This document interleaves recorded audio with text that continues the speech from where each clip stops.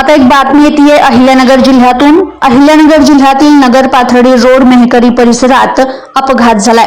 मेहकरी परिसरातील कावडगाव कोठारी फार्म जवळ हा भीषण अपघात झाला असून या अपघातात एकाचा मृत्यू झालाय तर 2 जण गंभीर जखमी असून हे तिघे जण पाथर्डीतील आहे। तर पाथर्डीतील मेहकरी परिसरात झालेल्या अपघातात जखमी झालेल्या दोघांवर नगर शहरातील मॅककेअर हॉस्पिटलमध्ये सध्या उपचार सुरू आहे।